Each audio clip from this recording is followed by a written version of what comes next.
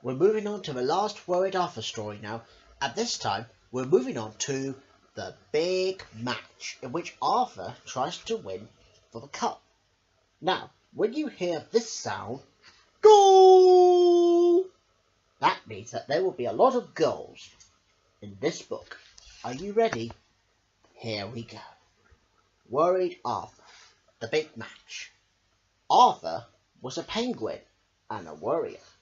He knew that often he was over-anxious, but if ever he tried anything new, like the noodles for example, or exciting like going on a skateboard, Arthur always worried.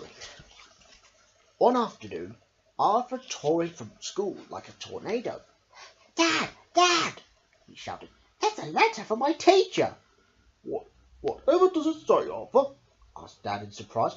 "I do hope you're not been misbehaving." "Oh no!" cried Arthur. "It's nothing like that." And then he showed Dad the note. "Dear parent, your son has been chosen to play for Ice Cap West in the school's five-a-side football final.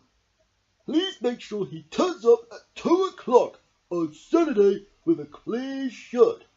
Yours sincerely, Name and address withheld. Head Teacher.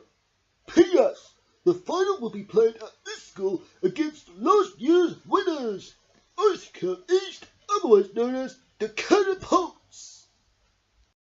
Dad read the note carefully and smiled. Then he read it again and beamed. "Well done, Arthur," he cried. "That's splendid news." But Arthur wasn't so sure. What if I let the side down, Dad?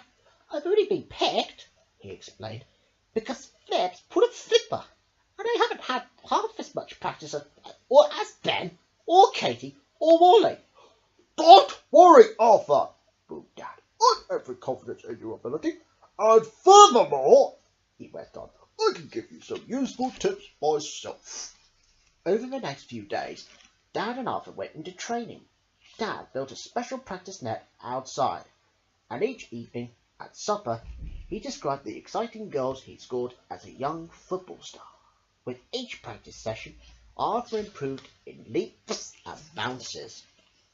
But one night he woke up in a panic and called for Dad. "Oh, Dad!" wailed Arthur. "I just had a horrible nightmare. I dreamt I headed the ball into the wrong goal.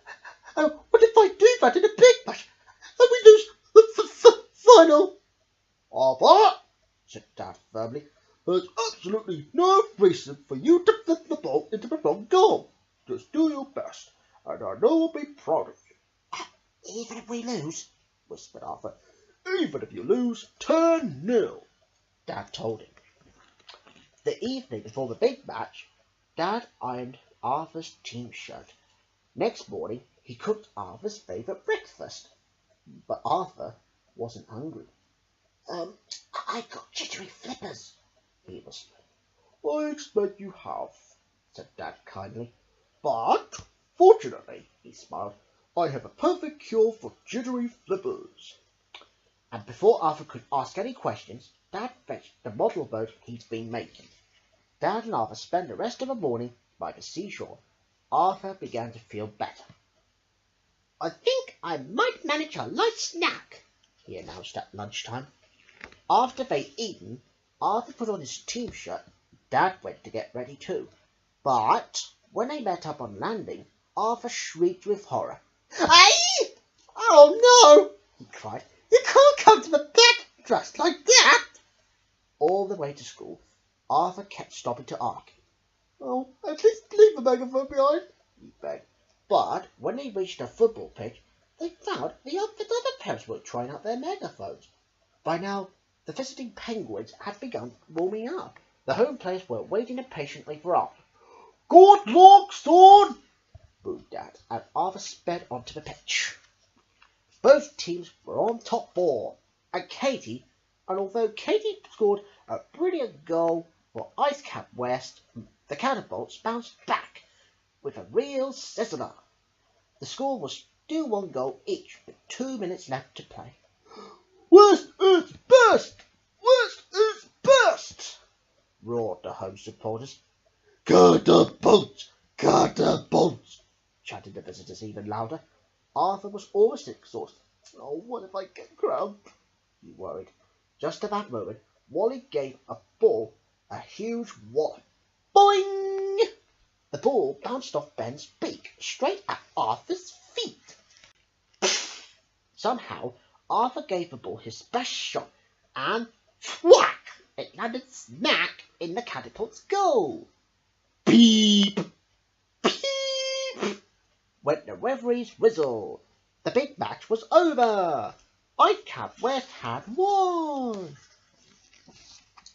That evening, Arthur had a long soak in the bath, and at supper it was his turn to talk tactics, but by bedtime Arthur was looking worried again. Dad, he whispered, do you think the cannibals minded losing?